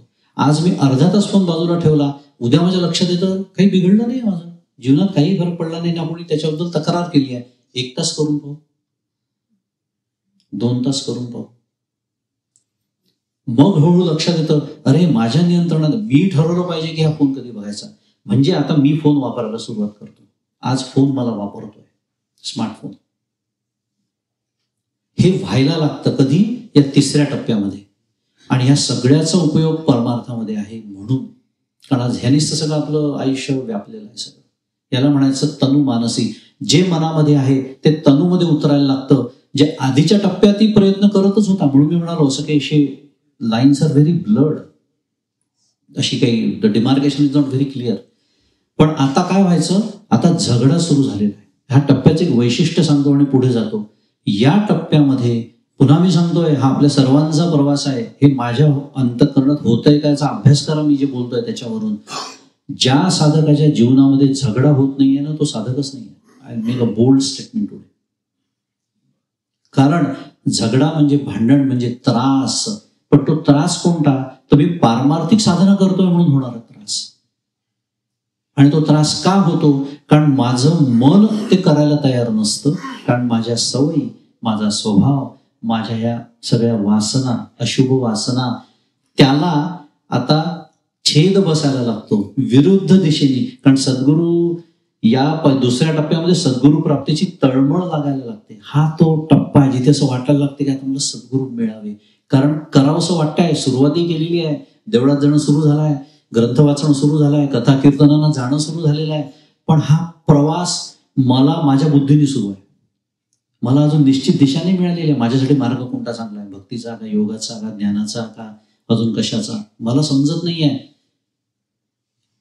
हा तो काळ आहे. पण त्या काळातून या कुठल्या तरी टप्प्यामध्ये मग सद्गुरू प्राप्ती होते. आणि मग सद्गुरू प्राप्तीनंतर जेव्हा खरं साधन करायला लागतो तेव्हा मनाला त्रास व्हायला लागतो. कारण हे जे मी आता सांगितलं, हे ऐकून तर घेतलं, तुम्ही करून पहा. पहिल्या दिवशी खूप त्रास होणार आहे तुम्हाला अर्धा तास फोन बाजूला ठेवण्याचा. पण हा त्रास आपल्या मनाला देणं म्हणजे मनाला तापवणं, याला म्हणतात तपश्चर्या. तपश्चर्या म्हणजे जंगलात जाऊन झाडाखाली बसणे आणि पानं खाऊन राहणे नव्हे. तुकाराम महाराज म्हणतात, मी नाही. ते म्हणतात त्याच्या प्रारब्धातच पानं खाणे. विचित्र समज झाले आहेत आपले. आणि परिणाम त्याचा काय होतो माहिती आहे का, तपश्चर्या म्हटलं की असं वाटतं माझा काय संबंध आहे त्याशी, मी कधी जंगलात जाणार नाही, मी कधी संन्यास घेणार नाही. नाही, आपण प्रापंचिकच राहणार आहोत, पण प्रपंचात राहून आपण परमार्थ करणार आहोत. पण तपश्चर्या चुकलेली नाहीये, ती करावीच लागणार आहे. पण तपश्चर्येमध्ये मनाला तापवणं जास्त महत्वाचं आहे. दूध तापवणं महत्वाचं आहे, भांडं तापवणं उद्देश नाही आहे. पण दूध तापवण्यासाठी भांडं जसं तापवावं लागतं तसं मन तापवण्यासाठी देह तापवावा लागतो. आणि त्याचा एक सुंदर नियम आहे, ज्याचं मन देहाला जितक्या जास्त प्रमाणात चिकटलं आहे त्याला पहिले देहालाच तापवावं लागतं. मग जा गिरनारच्या चढा 10,000 पायऱ्या, जा तिथे कष्ट करून जा, बसनी जा, प्रवास करा, तीर्थयात्रा. तीर्थक्षेत्राचं हेच तर मूल्य आहे, तीर्थयात्रेचं, क्षेत्राचं म्हणण्यापेक्षा यात्रेचं हे मूल्य आहे. का? कारण तीर्थयात्रेमध्ये पूर्वीच्या काळच्या, आजच्या 5 स्टार तीर्थयात्रा नाही म्हणत आहे मी, असं कधी केलं का विचार? आपल्याशी देवळं बिळायला चांगल्या जमिनी नव्हते का बांधताय? काही वेळे नव्हते आपले पूर्वज? कुठेतरी डोंगर, महादेवाची मंदिरं अशा ठिकाणी असतात की विचारूच नका. ते त्याच्यासाठी आहे. हे जे देहाचं प्रेम आहे ना, अति कौतुक, कोड कौतुक, तिथे जरा कमी व्हावं, ते जाताना देहाला कष्ट व्हावे म्हणजे तपश्चर्या घडावी याच्यासाठी. पण मूळ उद्देश देहाला तापवणं नाही आहे, मनाला तापवणं हे. पण जेवढं देहाला चिकटलाय आसक्ती देहाची, त्याला पहिले देहालाच तापवावं लागतं. पण अशी प्रगती येते, असा टप्पा येतो की देहाला न तापवता मनाला तापवता येतं. हे मनाला तापवणं आहे, आपल्या मनाविरुद्ध करणं, पण शास्त्रांनी सांगितलं तसं वागणं, ह्याला म्हणतात तपश्चर्या. आणि हा झगडा सुरू होतो, मी मगाशी तो बोलत होतो. आणि हा झगडा जर आपल्या जीवनात होत नसेल तर आपण अत्यंत श्रेष्ठ साधक आहोत का आपण ते होऊन गेलेलं आहे, आणि हा झगडा आपला मागच्या जन्मीच होऊन गेला असा त्याचा अर्थ होतो. पण बहुतांश लोकांच्या जीवनामध्ये हा झगडा होतो, व्हायला पाहिजे. It is a good sign that we are on the right path. कारण तुकाराम महाराज स्वतः म्हणतात, रात्रंदिना आम्हा युद्धाचा प्रसंग. कारण माझं मन म्हणतं, अरे पहा ना काय होतं, झाला अर्धा तास, बघ ना फोन थोडासा. माझी बुद्धी सांगते नाही, मंगेशदांनी सांगितलंय आणि मला पटलेलं पण आहे की it is really रुइनिंग my life. आता हा झगडा सुरू झाला. एक छोटंच उदाहरण मी तुम्हाला दिलं, असे अनेक उदाहरणं आपल्याला जीवनामध्ये येतात. मन म्हणतं तू हे कर, बुद्धी म्हणते करू नको. कारण बुद्धीने आता कळलेलं असतं, पटलेलं असतं, मी स्वतः अभ्यास करत असतो, ह्या सगळ्या गोष्टी बुद्धीच्या पातळीवर होत असतात. Intellectual understanding is perfect. पण मनाची तयारी नसते झाली. आणि मग आपल्या वेळेच्या मर्यादेत पुढे जाऊया की एक दिवस असा येतो, हे महत्वाचे आहेत, हे निकष आहेत. पुढच्या टप्प्यात आपण गेलो, हे समजायचं कसं, त्याचे निकष आहे. एक दिवस जीवनामध्ये असा येतो की जी माझी बुद्धी मला सांगते आहे ना, तेच मनही म्हणत आहे. आधी मला बुद्धी सांगत होती की हे चित्रपट नको बघू, बंद कर, आता कमी कर, आता तू परमार्थाची साधना करतोय ना. आपण मगाशीच बोललो, चित्रपट बघताना 2 तास फक्त वाया जात नाही, तर ते चित्रपटाचे जे आजकाल विषय असतात ते इतके भयानक आहेत, इतके धर्मविरुद्ध आहेत, इतके शास्त्रविरुद्ध आहेत, ज्याच्यामध्ये जे आपण करायला नको त्यालाच उठाव दिलेला आहे. काम, क्रोध, लोभ, भय, मोह, मत्सर, स्पर्धा, ईर्ष्या, ह्या सगळे जे माझ्या अंतःकरणात कमी अधिक प्रमाणात आहेत त्याला उठाव देणारे विषय या OTT प्लॅटफॉर्म्स, चित्रपट, सोशल मीडिया याच्यामध्ये भरपूर प्रमाणामध्ये असतात. मग ते नाटक असेल, ते चित्रपट असेल, त्याच्यामध्ये नेमका हेच विषय मांडले जातात. मग ते तर आहेतच, म्हणजे मग मी कोणता प्रवाह पुष्ट करत चाललो आहे? अशुभाचा. मी मगाशीच म्हणालो, ते 2 तास वाया जात नाही, तर त्याच्यानंतर तो कचरा डोक्यात येतो. 8 दिवस त्या चित्रपटाची स्टोरी आठवत राहते तुम्हाला. तुम्ही काही तिथे बसत नाही, आता मी ध्यानाला बसतोय, त्या चित्रपटाचं ध्यान करतो असं कोणीच म्हणत नसतं. पण ते आपल्या हातात राहत नाही. आता मेंदूत गेलं, एकदा स्मरणशक्तीमध्ये गेलं की स्मरणशक्ती तिचं काम करणारच आहे. माझा मुद्दा सुरू होता, आधी मी बुद्धीनी जाणीवपूर्वक इंद्रियांचा जय करून ठरवतो नाही पाहणार मी. मला मित्रांनी बोलवलं, चल जाऊ पिक्चर बघायला, चित्रपट बघायला. आधी मी जायचो, आता हे कळायला लागल्यामुळे नाही म्हणतो, पण मी आता अशा टप्प्याबद्दल बोलतोय. आता माझी बुद्धी मला सांगत होती ना, ते माझं मन सांगतं. आता मला जावंसच वाटत नाही, मलाच जावंसं वाटत नाही.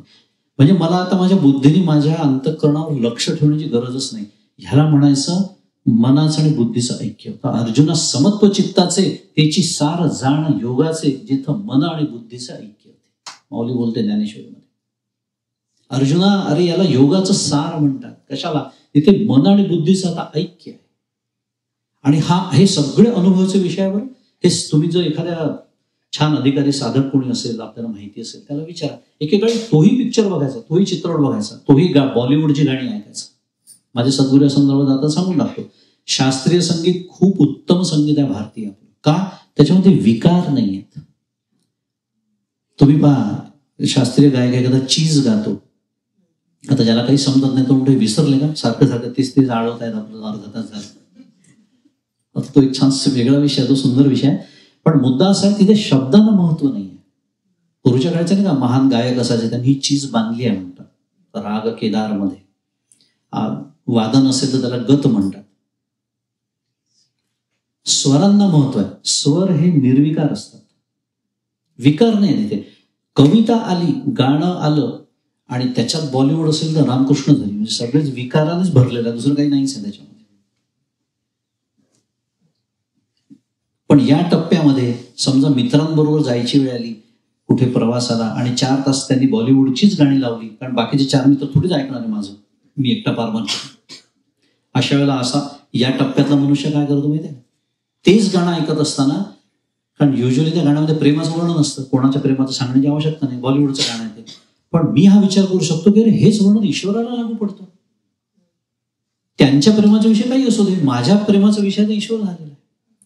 मी जाता जाता एक तुम्हाला थोडंसं काय म्हणाला प्रॅक्टिकल टिप दिली, कारण आपण पारमार्थिक असतो तरी आपण प्रापंचिक पण आहोत आणि असे प्रसंग आपल्यासमोर येणारच आहे. पण मी हे केव्हा करतो? जेव्हा आता झगडा संपलेला आहे, मलाच ते गाणं ऐकायचं नसतं, आता मलाच तो चित्रपट पाहायचा नसतो. माझे सद्गुरूंनी त्यांचं उदाहरण ते देतात, जावं लागायचं कधी कधी चित्रपटाला. प्रापंचिक मनुष्याच्या अनेक समस्या असतात. मग काका म्हणायचे, मग मी जायचो सांसारिक. आता चित्रपटासाठी पहिले अंधार करावा लागतो थिएटरमध्ये, त्याशिवाय दिसतच नाही ना. तर अंधार केल्यानंतर जाताना जरी आपण एकत्र सोबत गेलो तरी शेजारात आपला चित्रपट पाहतोय तर दुसरं काय करतो हे याला कळण्याची काही आवश्यकता नसते, गरज नसते, कळू शकत नाही, अंधार असतो. तर डॉक्टर काका म्हणायचे, मी डोळे मिटून नामस्मरण करायचो. त्याच्यातही हुशारी 1-2 प्रसंग पाहून ठेवायचे, कारण घरी गेल्यावर डिस्कस करावे लागतात. आता हवेली प्रूव्ह की मी पाहिला म्हणून, नाही तर अजूनच भयानक परिस्थिती ओढवायची. अच्छा, तुम्ही डोळे मिटून बसले होते म्हणजे मी मूर्ख आहे का 2 चित्रपटात नेलं? ह्याला कला असं म्हणतात, दिस इज अन आर्ट. सायन्स सिद्धांत एक असतात, पण ते अप्लाय करणं प्रापंचिक माणसाला खूप कला शिकावी लागते. आणि मग डॉक्टर काय म्हणा, तुम्ही म्हणाल तुम्ही चित्रपट पाहताना नाटक करत होते का? मग चित्रपट पाहताना नाटक केलं तर काय हरकत आहे? हे पुढचा मुद्दा. आणि थोडंसं नाटक करायचं, 2 प्रसंग पाहून ठेवायचे, घरी गेल्यावर बोलता येतात, चर्चा केली, त्या माणसाला समाधान वाटतं, हा आपल्यावर चित्रपटाला आला, यांनी चित्रपट पाहिला. पण त्या 3 तासातले मी फक्त 10 मिनिटं बघितलेलं असं, उरलेल्या वेळेस छान नामस्मरण सुरू असतं. हे सगळं गमतीशीर प्रसंग मी का सांगितला? हे व्यक्ती तेव्हाच करतो जेव्हा मन आणि बुद्धीचे ऐक्य होते. ह्या आपल्या प्रापंचिक माणसाचे काही बंधन आहेत, ती आपल्याला पाळावीच लागतात. पण ती करत असताना सुद्धा आता मी माझ्या शुद्ध मराठी इनोव्हेटिव्ह मेथड्स शोधून काढतो की माझं हे सुरू असताना प्रापंचिक काही कर्तव्य जी करावी लागतात ते करत असतानाही मला परमार्थ कसा करता येईल. आता there is no silver bullet, हे काही तुम्हाला कुठल्या ग्रंथात लिहिलेलं नाहीये, कारण प्रत्येकाच्या समस्या वेगळ्या असतात, आपापले मार्ग शोधून काढायचे. शुभेच्छा, सुविचारणा, तनु मानसी या सर्वाचा परिणाम होतो. पुढच्या टप्प्यात मनुष्य येतो सत्वापत्ती. सत्वगुणाचा अत्यंत परिपोष अंतःकरणामध्ये होतो. कारण आतापर्यंत हा जो झगडा आणि सगळं वर्णन हा रजोगुणाचा परिणाम, हे सगळं रजोगुणाचं आपल्याला देणं आहे. आपल्या सगळ्या अभिव्यक्ती रजोगुणाच्या होत्या. आता तो अशा टप्प्यात आलेला आहे की रजोगुणाचा प्रभाव खूप कमी झालेला आहे. नाही असं नाही, रजोगुण कुठलाच गुण नष्ट होत नाही, शास्त्राचे काही सिद्धांत आहेत, पण सत्वगुणाचा आता अंतःकरणात परिपोष झालेला आहे. अत्यंत सत्वगुणाने युक्त असं त्याचं अंतःकरण आहे. मी मगाशीच ते सगळं वर्णन केलं आहे की त्याला आता स्वतःलाच वाटत नाही या सगळ्या गोष्टी कराव्या. मन आणि बुद्धीचं ऑलरेडी ऐक्य झालेलं आहे. भोगाची प्रवृत्ती अतिशय कमी झालेली आहे आणि म्हणून क्रोध कमी झालेला आहे. काम एष क्रोध एष रजोगुण समुद्भवा, रजोगुणाचा प्रभावच कमी झालेला आहे. आणि क्रोध कधीच एकटा येत नाही, लक्षात ठेवा. आपल्याला जर राग येत असेल कुठल्याही कारणाने केव्हाही, समजून चला की क्रोध आला याचा अर्थ काम होताच. आणि हे मी सिद्ध करू शकतो लॉजिकली आता. कारण क्रोध का येतो? साधी गोष्ट आहे, मला राग येतो. अनेक जण सांगतात की मला आवडत नाही पण मला राग येतो. कळतं त्या व्यक्तीला की मी रागवणं चांगलं नाही, पण येतो. म्हणूनच तो येतो शब्द आहे, पण आपल्या हातात नाही. रेज शुद्ध मराठी, अँगर, आला राग समजा. मग राग का येतो याचं एकमेव उत्तर आहे, माझी एखाद्या गोष्टीची अपेक्षा असते आणि तसं घडत नाही म्हणून राग येतो. बरोबर, बाकी तपशिलात जाण्याची गरज नाही. मग अपेक्षा म्हणजे काय आहे? काम, इच्छा. क्रोध एकटा येऊच शकत नाही, त्याला अस्तित्वच नाही एकट्याला. पहिले काम असतो आणि त्या कामाची तीव्रता जेवढी जास्त तेवढा रागाचा पारावरती. विचार करा, आपलं जीवन परमार्थापासून दूरच आहे, पण प्रपंचामध्ये हे जरी कळलं ना तरी अर्धी शांती मिळते. म्हणजे काम आपल्याला क्रोधावर नाही करायचं आहे, खरं आपल्याला काम म्हणजे इथे ऍक्शन, या कामना, इच्छा याच्यावरती करायचं. मुद्दा त्याच्या कामाची तीव्रता कमी होते, त्यामुळे क्रोधाची सुद्धा तीव्रता खूप कमी असते. असं नाही की त्या सत्वगुणी माणसाला राग येत नाही, पण खूप एखाद्या वेळेस दुर्मिळ काही विशिष्ट कारणाने फारच वेग काही घडलं असेल येऊ शकतो, असं नाही. पण सत्वगुणाचा परिपोष शांत करणार असतं. आपल्याला सुद्धा कळतं, आता बाहेरच्या इतर लोकांनी कळायला लागतं की अरे खरंच सत्वगुणी मनुष्य खूप चांगला साधक आहे. आपण बोलतो कधी कधी इतर लोकांबद्दल. त्याचा परिणाम काय होतो तर हे जे काही आपण अभ्यास करतो परमार्थाचा तो समजायला लागतो. आतापर्यंत काय होत होतं माहितीये का, मी त्या ओव्यांशी बोलण्याचा प्रयत्न करत होतो. म्हणजे काय, मी ओव्यांचा अभ्यास करत होतो, मी श्लोकांचा अभ्यास करत होतो, मी त्याचं वाच्यार्थ काय, लक्ष्यार्थ काय. आता ह्या टप्प्यामध्ये ओव्या माझ्याशी बोलायला लागतात. ओव्या बोलायला लागतात म्हणजे काय, त्याची मार्मिकता अशी उलगडते की असं वाटतं अरे कसंच कळलं मला. असं होतं कधी कधी. त्याचा पण एक विलक्षण आनंद असतो. तोही आनंदच आहे, तो सत्वगुणाचा आहे, तिथे अडकायचं नाहीये. पण हा आनंद ज्याला कळतो त्यालाच कळतो, ज्याने घेतला त्याला कळतो. विचारांचा विकास व्हायला लागतो. पूर्वी मी जो पहिल्या टप्प्यामध्ये आपल्यामध्ये जी क्रियाशीलता असते त्याला कर्माचं साधन, त्याला कर्माचं माध्यम मिळतं. आपल्या जी एक भावनाशीलता असते त्याला उपासनेचं माध्यम मिळतं. आपल्यामध्ये जिज्ञासा असते त्याला ज्ञानाचं माध्यम प्राप्त होतं. पहा तुम्ही हे, आणि ह्या स्वभावाप्रमाणे या पिंडाप्रमाणेच आपले मार्ग ठरतात. अत्यंत भावनाशील व्यक्ती असेल, भक्ती मार्ग खूप छान आहे त्यांच्यासाठी. अत्यंत जिज्ञासू, प्रत्येक गोष्ट समजून घ्यायची, हे असं काय ते तसं काय, मग तसं काय नाही. जिज्ञासू, इन्क्विजिटिव्ह माइंड शुद्ध मराठी शब्द त्याला. ज्ञानमार्ग जास्त चांगला जवळच आहे.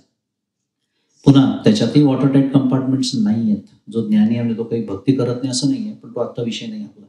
पण मुद्दा सत्वगुण, त्या ओव्या माझ्याशी बोलायला लागतात. वाचलेलं लक्षात राहतं, लक्षात राहिलेलं वेळेवर आठवतं. अनेक वेळेला असं होतं, प्रवचनात सगळे माना डोलवतात आणि सांगतात लोक, तुम्ही सांगता तेव्हा इतकं पट्ट, सगळं खूपच छान सांगता तुम्ही, सगळं ठीक आहे. नंतर पुन्हा ये रे माझ्या मागे. ते डॉक्टर काकांचं माझं वाक्य आहे, ते डॉक्टर असल्यामुळे प्रपंचाचं एरंडेल प्यायलं परमार्थ निसटून जातो. आणि हेच सुरू राहतं. मी खूप वेळेच्या मर्यादेत भराभर विषय मांडतोय, पण हा जो टप्पा असतो ना, हा कित्येक वर्षांचा असतो बरं आपला. कल्पना करा तुम्ही, इथे अमेरिकेत आल्यानंतर 5-10 वर्ष माणूस सुरुवातीला काय करतो काय नाही, नुसता देवळात जातो फक्त गणपतीच्या दर्शनाला किंवा महालक्ष्मीला जातो, एवढं करूनच ते समाधान मानतात. याच्यातच पहिले 5-10 वर्ष जातात. खूप मोठे मोठे टप्पे आहेत. काळ दीर्घ काळ आहे, पण काही असतात की जे फार वेगाने प्रगती करतात या सर्व टप्प्यांमध्ये, ज्याला एकदा महत्व कळलं परमार्थच असो. पण मागे नको जायला, पण आठवायला लागतं. सिद्धांत शिकलेले असतात भरपूर, तोपर्यंत परोक्ष ज्ञान झालेलं असतं, पण वेळेवर ते सिद्धांत आठवायला लागतात, कारण ते वापरू शकतो तो. मग आता मला राग आला तेव्हा आठवलं पाहिजे ना तत्वज्ञान. राग आला याचा अर्थ अपेक्षा होती, शिकलो होतो मी. मग अपेक्षा कशाची होती, माणूस विचार करतो. हे सगळं तत्वज्ञान कधी कधी राग येऊन गेल्यावर आठवतं, 2 दिवसांनी. अरे चुकलो, माझं चुकलं हे बोलायचं नसतं, कारण आपली चूक थोडी मान्य करायची असते. पण मनात कळतं आपल्याला, माझं चुकलं, मी असं नको होतं बोलायला किंवा असं वागायला नको होतं. मग नंतर काय होतं, 1 दिवसाने आठवतं. नंतर क्रोध येऊन गेल्यावर 1 तासाने आठवतं. नंतर क्रोध येत असतानाच माझी बुद्धी मला जागं करते, होल्ड ऑन. काय म्हणते, होल्ड ऑन. शिकलाय ना तू, आठवते ना तुला, विचार कर क्रोध का आलाय. नाही तर पहिले काम कर, 1, 2, 3, 4, 10 पर्यंत आकडे मोज. आपल्याकडे सगळ्या पद्धती त्याच्यासाठी सांगितल्या. कारण तेव्हा माझी बुद्धी, सत्सद्विवेक बुद्धी मी गमावून बसलेला असतो, मलाच कळत नसतं मी काय बोलतोय. क्रोध आलेल्या माणसाला समजत नसतं तो काय बोलतोय, म्हणून तो वाटेल ते बोलतो आणि ऐकणारा सगळं ऐकतो आणि मग त्याचा पारा चढतो आणि मग जे काय व्हायचं ते आनंदी आनंद सगळा असतो तो संसारामध्ये. मुद्दा या सत्वगुणाचा उपयोग असा आहे, हे टप्पे आहेत प्रगतीचे. आता क्रोध येतानाच मला त्याचं स्मरण होतं आणि नंतर एक असा टप्पा येतो की ती गोष्ट घडण्याच्या आधीच मी सावध होतो. मला जाणवतं आता माझं चुकतंय, नाही सांभाळायचं. आणि एक वेळ अशी येते ते घडतच नाही. अत्यंत परिपुरुष आहे सत्वगुणाचा. सत्वगुणाचं सत्वात संजायते ज्ञानम, भगवद्गीता सांगते. सत्वगुणाशिवाय ज्ञान नाहीच आहे. अत्यंत पवित्र शुद्ध अंतःकरण त्या साधकाचा आता झालेला आहे. रजोगुणाच्या जवळपास अभिव्यक्ती आता जीवनात उरलेल्याच नाही. म्हणजे अशा साधकाच्या सहवासात इतरांनी आनंद मिळायला लागतो. आपण म्हणतो ना किती शांत व्यक्ती आहे, किती सौम्य आहे बोलणं वागणं, त्यांचं सदैव बघावं तर छान आपल्या कुठल्या तरी अभ्यासात रंगलेले असतात, नामस्मरणात असतात वगैरे वगैरे. सत्वापत्ती. आणि मग ही सत्वापत्ती ज्याला जन्म देते तो पुढचा टप्पा असंसक्ती, अनासक्ती. मग असा साधक जरी प्रपंचात असला तरी वैराग्याच्या 2 पद्धती आहेत, ज्याला एकाला संगत्याग म्हणतात, एकाला वस्तुत्याग म्हणतात. आपण प्रापंचिक लोक वस्तुत्याग करू शकत नाही. आपली नोकरी असणार आहे, धंदा असणार आहे, बायको असणार आहे, मुलं असणार आहे, घर असणार आहे, सगळं असणार आहे. हे सोडून जो जातो त्याला संन्यासी म्हणतात. तो वस्तुत्याग करतो, तो वस्तूचाच त्याग करून टाकतो. प्रापंचिक मनुष्य करू शकत नाही आणि आवश्यकता नाही, हे परमार्थाच्या आड येतच नाही. त्याची आसक्ती आड येते, म्हणून आपल्याला त्याचा संग आड येतो. म्हणून आपल्याला त्याग कशालाच करायचा आहे, या गोष्टीच्या संघाचा त्याग करायचा. माझे ऐसी आठवण विसरले जयाचे अंतःकरण, तोची संन्यासी जाण निरंतर. ज्ञानेश्वर माऊली. काय सुंदर माऊलींचे एक वैशिष्ट्य, व्याख्याच करतात शुद्ध मराठीत डेफिनेशन. चुकत माऊलींचे पायच धरायचे, ताबडतोब व्याख्या. समाधीची पण व्याख्या आहे तशी याची व्याख्या आहे, अज्ञानाची व्याख्या आहे तर ही याची व्याख्या आहे. कशाची? संन्यासी कोण, कोणाला म्हणायचं संन्यासी? भगवे कपडे घातले म्हणून संन्यासी नाही. मी तर माझ्या सद्गुरूंचं नेहमी वर्णन करतो. सुटाबुटातले संत आहेत, ते डॉक्टर होते. अनेक प्रवचन डॉक्टर पॅन्ट शर्ट घालून गेलेली आहेत. बघितलं तर आपल्यासारखे दिसतात, डॉक्टर आहेत, शर्ट पॅन्ट घातलंय, हो, पण कपड्यांवर थोडीच ठरतं तो संन्यासी आहे की नाही. मी आणि माझे ऐसी आठवण विसरले जयाचे अंतःकरण. ही आसक्ती ज्याची सुटली ना, मग अरे ज्याची आसक्ती सुटली ना तो राजा पण असू शकतो. नव्हे होता जनक राजा. जाता तर काही छोटे छोटे मुद्दे असतात. भगवद्गीतेत भगवंतांनी फार कोणाची उदाहरणं वगैरे दिली नाही आहे, पण जनक राजा जसं उदाहरण भगवद्गीतेत आलेलं आहे. याच्यावर कल्पना करा, भगवंत त्याचं उदाहरण देतात आहे. म्हणजे तो जीवनमुक्त ब्रह्मज्ञानी पण राजा.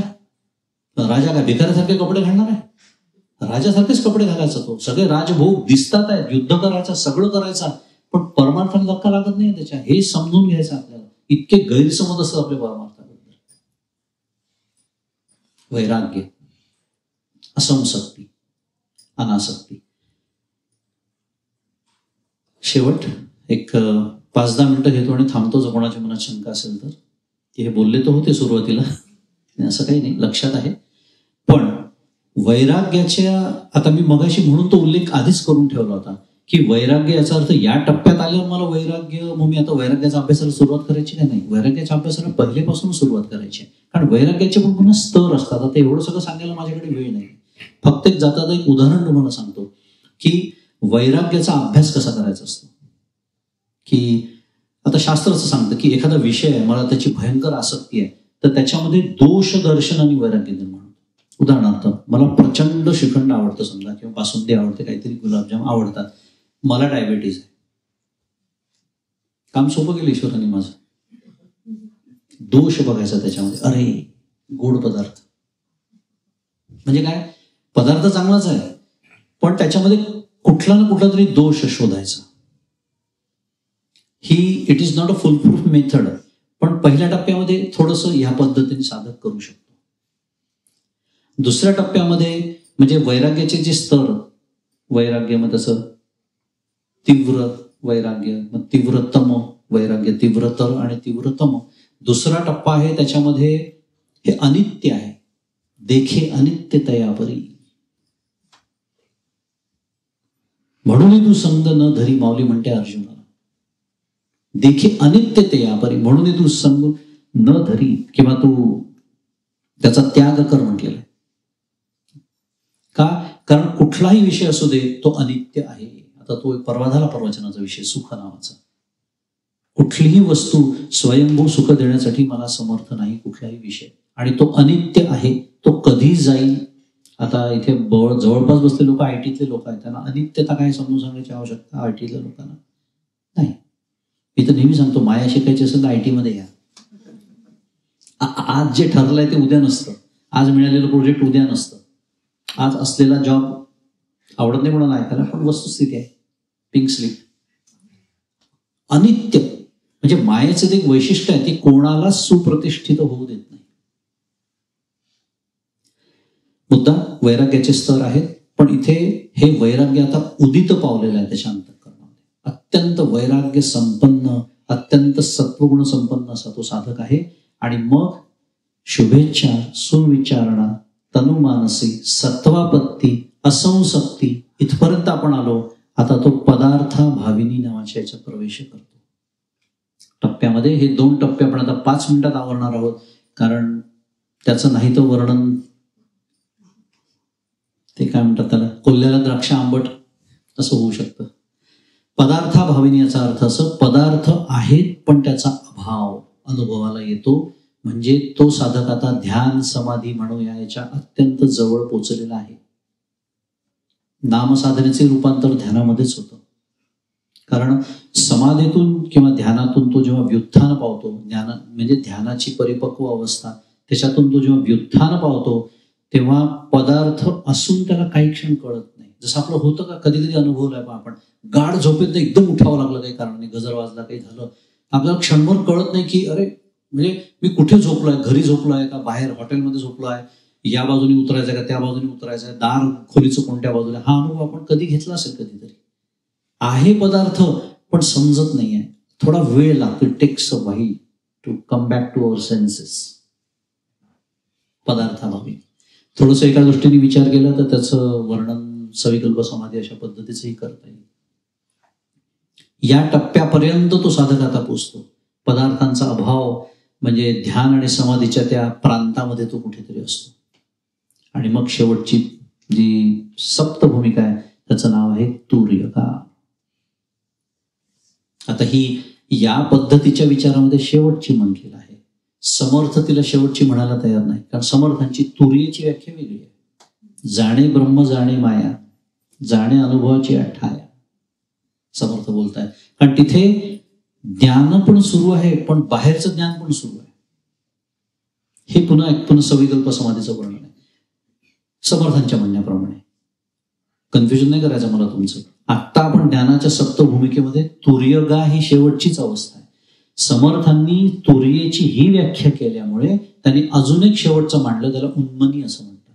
मनाचं उन्मन होणं, ज्याला समर्थ उन्मनी म्हणतात त्यालाच इथे तुर्यगा म्हटलेलं आहे. इथे शेवटचा, इथे तो आता साधकही राहिलेला नाही, तो आता काय झालेला आहे, सिद्ध झालेला आहे. समर्थांच्या बद्ध, मुमुक्षु, साधक आणि सिद्ध या प्रवासात तो आता सिद्ध झाला.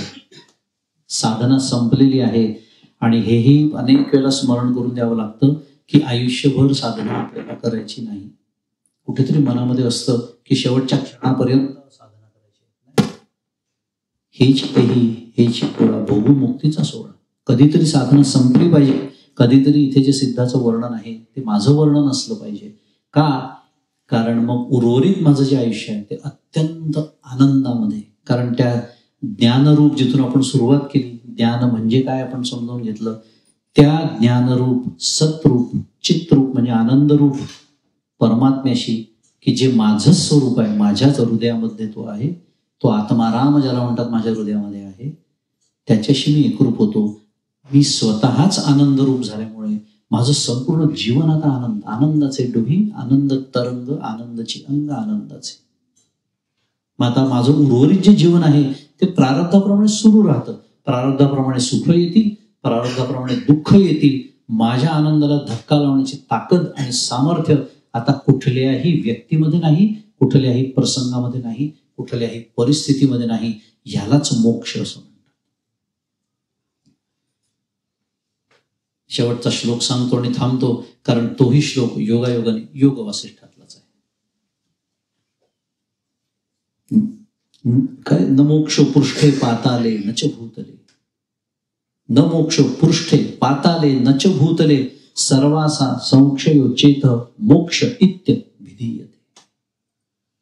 सर्व आशा संक्षयो चेत, त्याचा क्षय होणं. यदा सर्वे प्रमुच्यन्ते कामा यस्य हृदिश्रितः अथ मर्त्यो अमृतो भवति अत्र ब्रह्म समश्नुते. कठोपनिषद तेच सांगताय.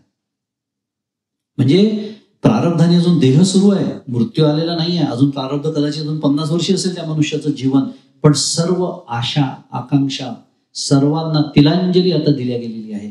का? कारण सगळ्या इच्छा आपल्या कशासाठी असतात? विचार करा. प्रत्येकाच्या हजारने अनंत इच्छा असतात, अनंत विषयांच्या असतात, पण सगळ्याचा कॉमन डिनॉमिनेटर एकच आहे. ती इच्छा पूर्ण झाली तर मला सुख मिळेल.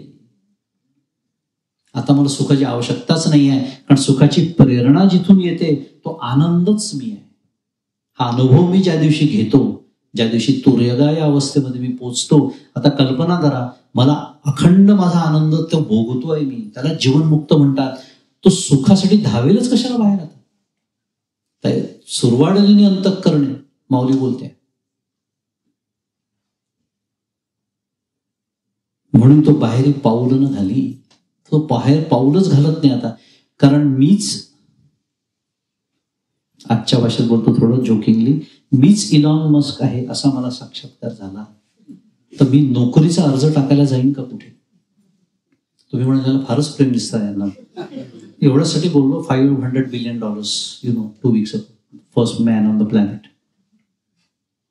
I just wanted to draw the parallels, की तो जाईल का कधी कुठे मला नोकरी द्यावं म्हणून.